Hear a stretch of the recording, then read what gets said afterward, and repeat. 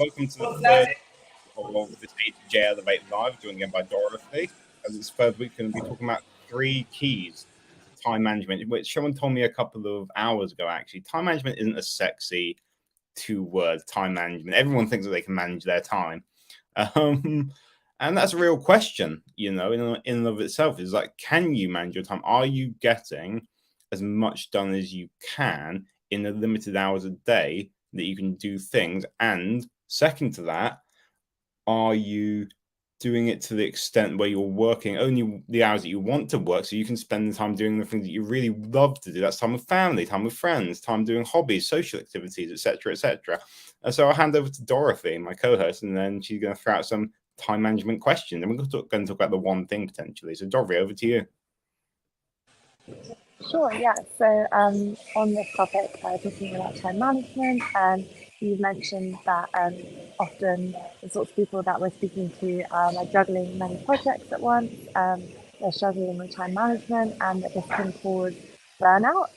So could you just talk us through the main triggers that cause burnout? You talk about multiple projects that people have to manage, the juggling time takes, causes burnout, and this affects both men and women. When I was working at PwC, Big Four accountancy firm, I was doing 6 or 7 projects concurrently. That means at the same time.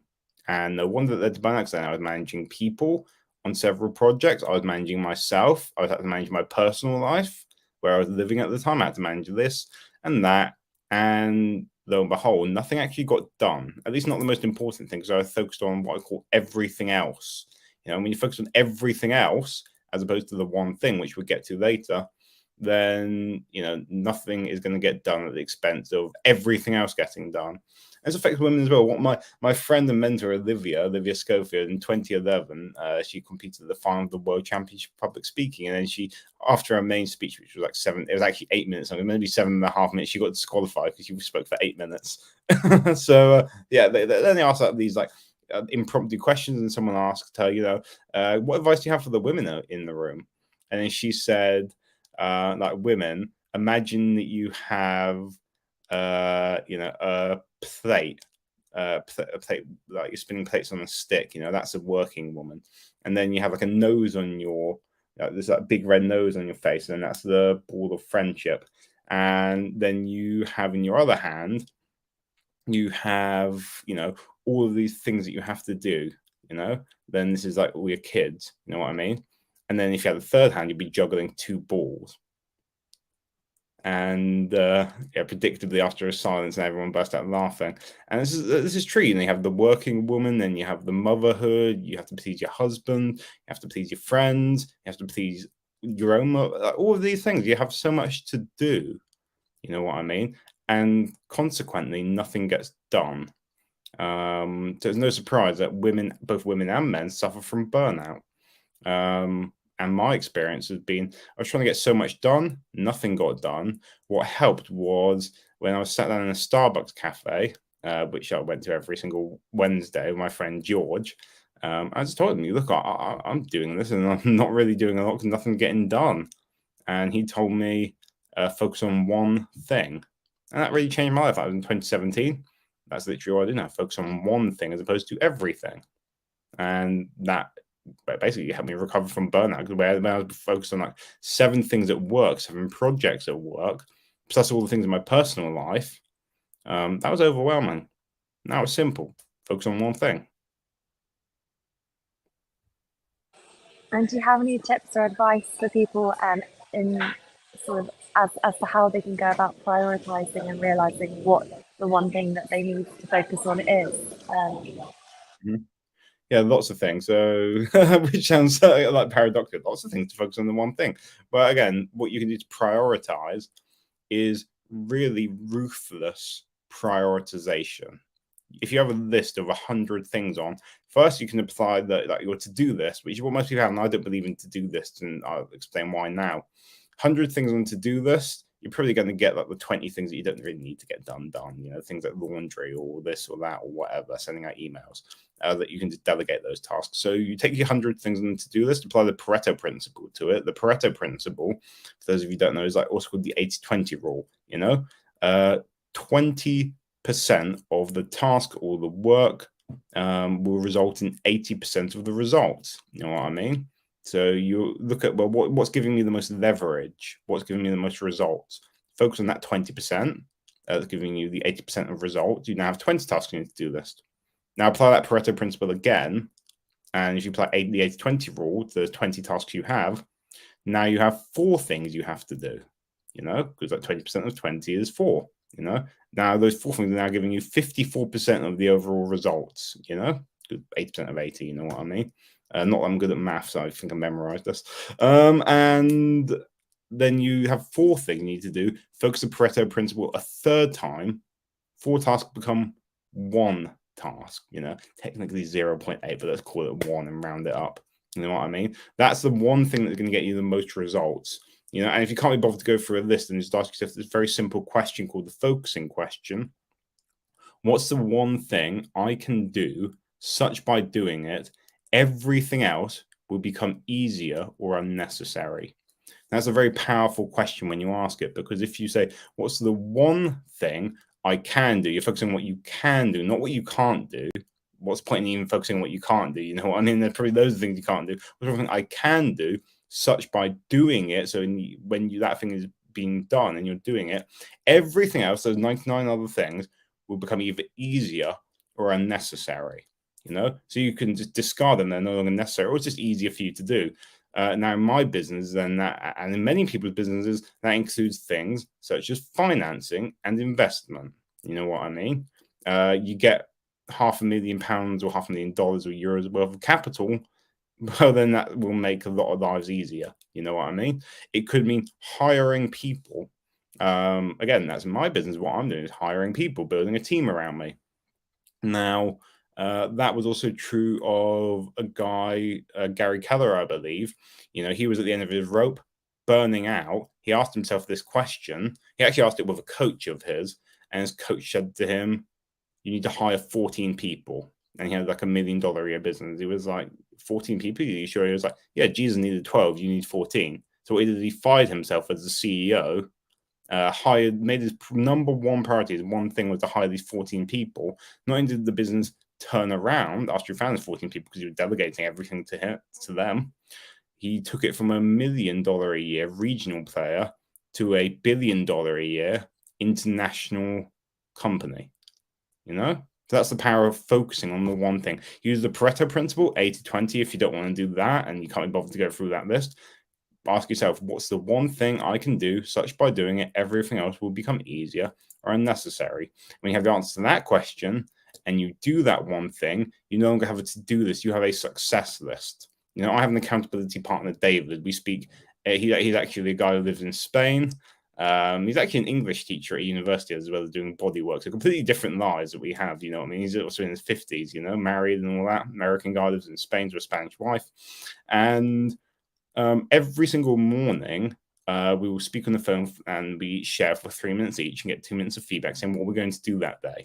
And I send the list to him on WhatsApp. The list may have a lot of things on, but at the top of that list, I always have one thing. What is the one thing on my success list? And that's the thing that gets done. The one thing for the day and the one thing for the week. And if you just do that, then you'll see the dominoes start to fall into place. Okay, thanks, Alex. That kind of leads us quite nicely on to my last question for this episode.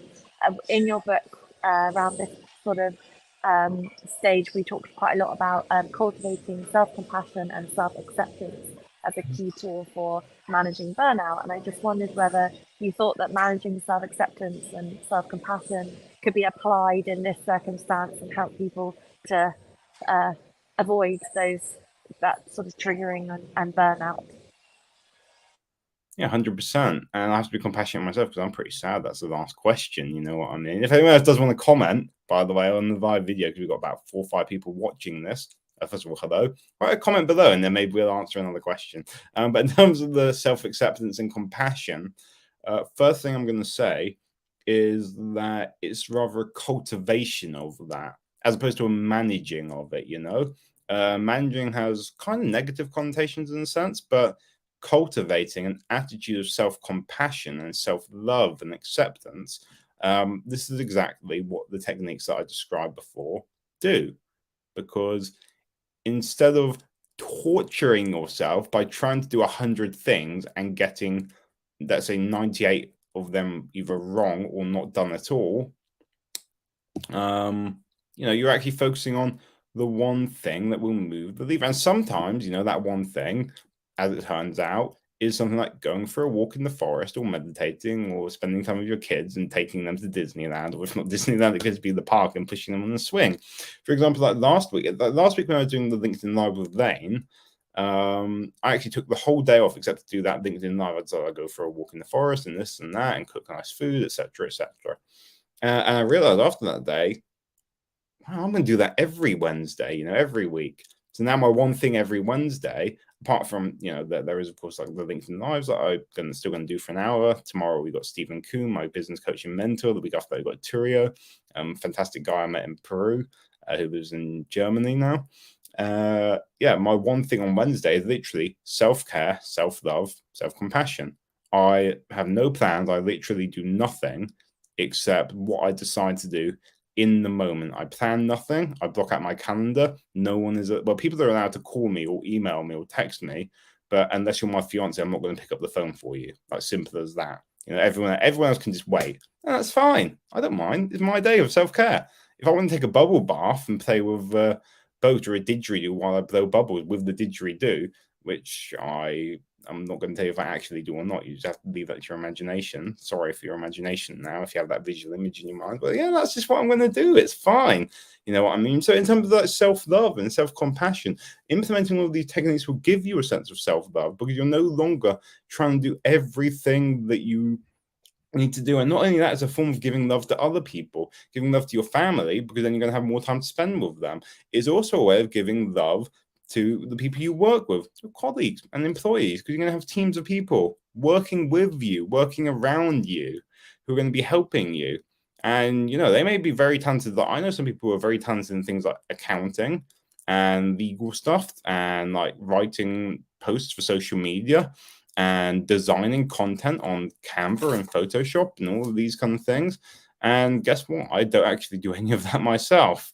I may like give feedback and advise and all of this sort of stuff, but I focus on the one thing that I do best, which is coaching people who are suffering from burnout and bipolar disorder.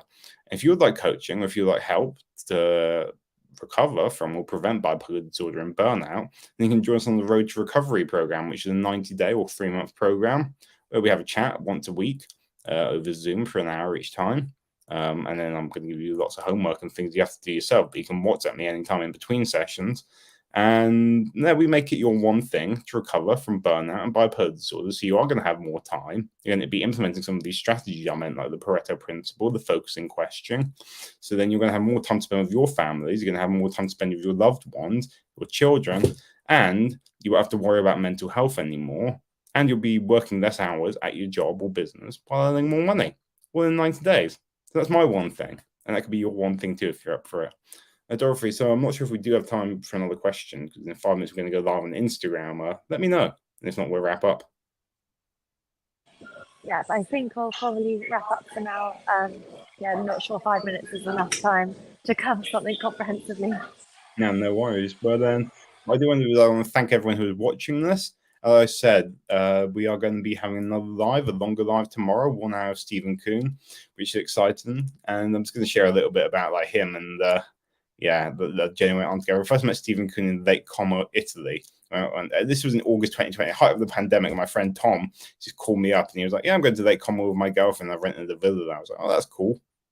He does flashy things. He's from Texas. You know what I mean? They do really big, flashy, expensive things. And he's a typical Texan guy, though he lives in Prague now. And he lived in Prague now. And he was just like, "Yeah, Alex, you should come." And I was like, "Well, I mean, I don't know." And he was like, "No, it's fine. I'll pay for you to come." And I was like, "Oh, sweet. Fair enough. You're paying for me to stay in the villa." And we did cool things like go on a motorboat to George Clooney's house. Not inside the house. He wouldn't have let us in. But we saw it from the outside. You know what I mean? On his motorboat in Lake Como. And one of the guys who came with us, 2 guys actually, Benno from Germany and Steven, ex-US military veteran, first Gulf War, living in Hungary, living in Budapest at the time. And I'm going to be talking with him tomorrow. Some fun facts about him. He used to be Mick Jagger's bodyguard. where Mick Jagger was like touring Europe. Yeah, he just heard like on a radio show, oh yeah, Mick Jagger's happens to be at this hotel, and he thought that's a bit strange. He announced the hotel, so he went to the hotel, waited in the lobby, and Mick Jagger walked out. He literally walked up to Mick Jagger and said, "Hey Mick, I'm your new bodyguard." And Mick was like, "Okay, speak to this guy." Spoke to the guy, showed him his loaded gun, and he was like, "Yeah, okay, fine, you can be Mick Jagger's bodyguard." As he hung out with Mick Jagger and hung out with awesome people like European royalty, etc. And we're now hanging out with me tomorrow. So if you want to hear from him tomorrow, tune in tomorrow, same time, 4 o'clock, going to be an hour.